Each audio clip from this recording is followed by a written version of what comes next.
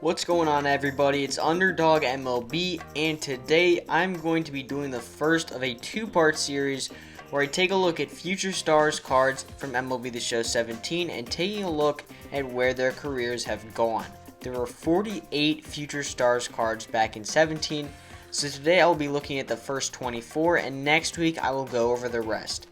Now, I'm not 100% sure about this, but I have heard that future stars cards are supposed to be a representation of what a player is projected to look like in 3 years, with maybe a little bit of a boost, since I don't really think Luis Patino is going to end up being a better player than Mike Trout. But regardless, with all the new future stars players getting released last Friday, I thought now was a good time to take a look at all of the future stars cards from MLB The Show 17 and break down where they've ended up 3 years into the future. Now, before I start talking about each player's ratings, it is worth mentioning that back in MLB The Show 17, the overall scale worked a little bit differently. Individual stats could only go up to 99, whereas from MLB The Show 18 onward, some stats could reach 125. Additionally, diamond players consisted of 90 plus overalls back in 17, and in 18 they made diamonds 85 overall and up.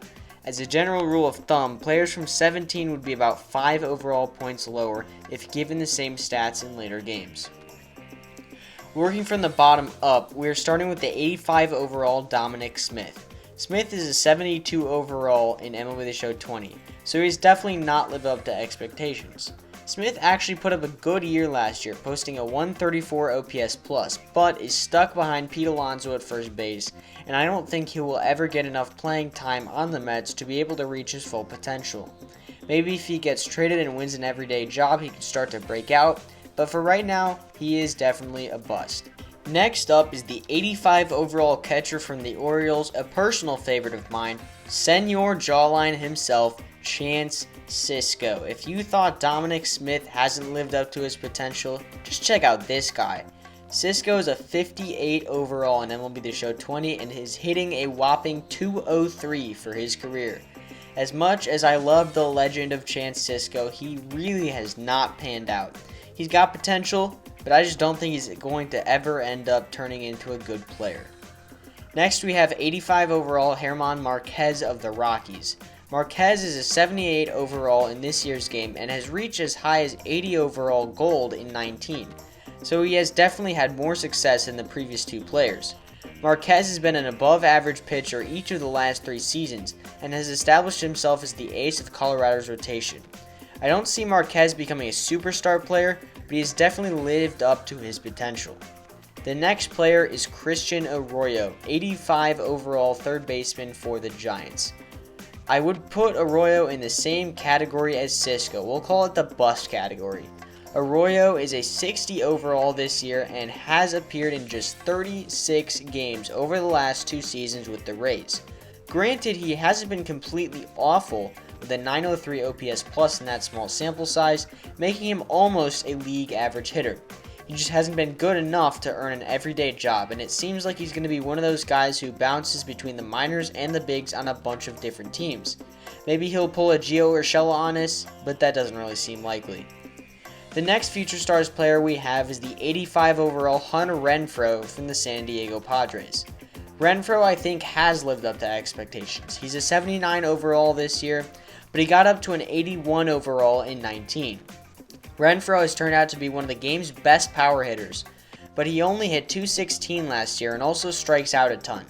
In my opinion, he's in the same boat as German Marquez, both guys who have pretty much lived up to their potential.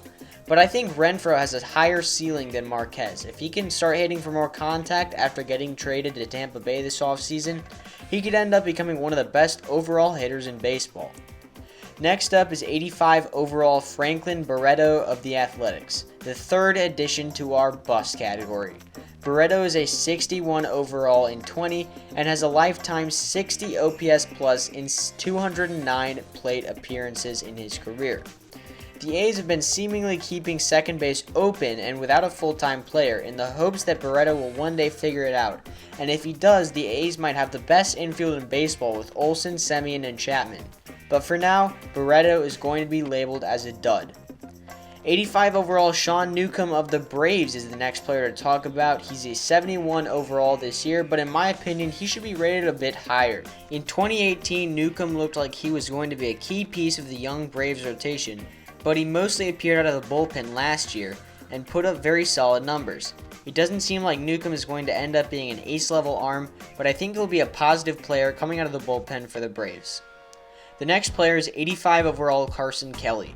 Kelly was the main piece that the Diamondbacks got back in the Paul Goldschmidt trade. At the time, many people said the D-backs got ripped off, but Kelly did very well last year in his first season as a starting catcher, posting a 112 OPS plus, only 1 point lower than Goldschmidt's 113.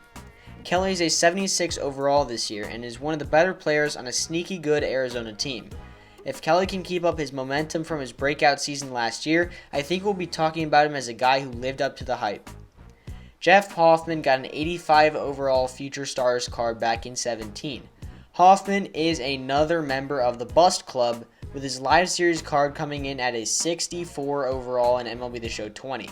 Hoffman put up a 6.56 ERA in 70 innings for the Rockies last year, and that is unfortunately right on par with his career numbers. His minor league numbers don't show any signs of improvement in the near future, so I think it's pretty safe to say that Jeff Hoffman is a flop. The next player is Josh Bell, the first of the video who is currently a gold. Bell was an 85 overall Future Star and is currently an 82 overall in 2020. So if you consider the overall revamp that I mentioned at the beginning, Bell is actually above where people thought he would be. Bell has always been an above average hitter, but he broke out big time in 2019, putting up a 143 OPS plus, getting the May Player of the Month Boss card in MLB The Show 19, and earning his first All-Star selection. Bell is easily the best player on the Pirates right now and shows no signs of slowing down. Next is 86 overall Willie Calhoun of the Rangers. Calhoun is a 72 overall this year, so he hasn't quite reached his full potential, but he actually had a breakout season last year in about a half a season's worth of games. Calhoun hit 21 homers and had an 848 OPS and is slated to have an everyday job this year. I think by the end of this season, if it ever happens, he'll end up as a borderline gold, and people will be putting him in the same conversation as Renfro and Marquez as prospects who have lived up to the hype. Bradley Zimmer is the next player, 86 overall for the Indians. Zimmer is now a 72 overall and has not gotten a lot of regular playing time, although a lot of that is due to injuries. Defensively, he seems to be an ESPN top 10 magnet, making tons of flashy plays. Offensively, Zimmer has not produced at all, sporting a 71 career OPS plus. I think it's unfair to call Zimmer a bust because of how much injuries have hampered his ability to be on the field, but he may also never become the player that he was projected to be because of these injuries. The next future star is 86 overall Ronaldo Lopez of the White Sox. Lopez is a 70 overall in 20 and has shown flashes of being a good player, but he just has not been able to sustain that success for a long period of time. He looked like he was starting to pan out in 2018 when he finished with a 3.91 ERA, but took a major step back in 2019, finishing with the most earned runs allowed in the MLB. I think there's still time for him to figure it out, but if he doesn't within the next year or so, he'll get swallowed up by the tsunami of White Sox prospects that are about to arrive in the majors. Jorge Alfaro's Future Stars card was an 86 overall in 17. Right now, he has only gotten to 73. A lot of these players seem to be hanging out in the low 70 range. Anyways, Alfaro has proven to be a mediocre hitter and defender, but he doesn't seem to be in any immediate danger of losing much playing time. He still has time to live up to his potential, but I have no reason to believe based on his performance thus far that he actually will. It seems like he'll end up being a decent but not great catcher in his career. Next is 86 overall Nick Williams on the Phillies, who is currently a very nice 69 overall this year. Williams got pretty regular playing time in 2018 and looked like he was heading towards being a productive everyday player, and then he suddenly took a seismic step back last year. Williams went from a 99 OPS plus in 18, right around league average, to a 14 OPS plus in 2019, 86% below league average. He's also a poor fielder, so I'm not sure how much more opportunities the Phillies will give him to figure things out. Robert Stevenson is the first 87 overall Future Stars card, and what do you know, another 72 overall player in 2020. Although his Future Stars card is a starting pitcher, Stevenson moved into the bullpen full-time last year, and that seems to be where he's most comfortable. He posted a 3.76 ERA in 64.2 innings, and his strikeout numbers also saw an increase. It doesn't seem like Stevenson is going back into the rotation anytime soon, and I don't think he's ever going to become a lights-out arm out of the pen either. But if he continues his performance from last year, he should become a difference maker on a pretty good Reds team. Next up is Ian Happ, who was an 87 overall for the Cubs. Happ is only a 73 overall this year, but that could easily go up if this season ends up happening. After his debut in 2017, Happ earned the everyday center field job for the 18 season. He didn't do terrible, but he started the 2019 season in AAA before getting called back up for the final 2 months of the season. Happ was raking at the end of last year, hitting 11 homers with an 898 OPS in just 58 games played. It seems like Happ has won back the center field job in 2020, and if he keeps up this level of production, Happ could end up being one of the guys who did live up to their potential, a group that at this point is pretty exclusive. The next player might be the biggest yikes of the video. I'm talking about Lewis Brinson, who is an 87 overall for the Brewers.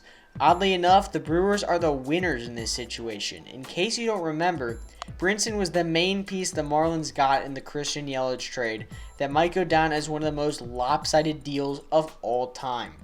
Yelich was the MVP in 2018 for the Brewers and was runner-up in 2019. And Brinson, is there such a thing as anti-video game numbers? Because that's what Brinson has done.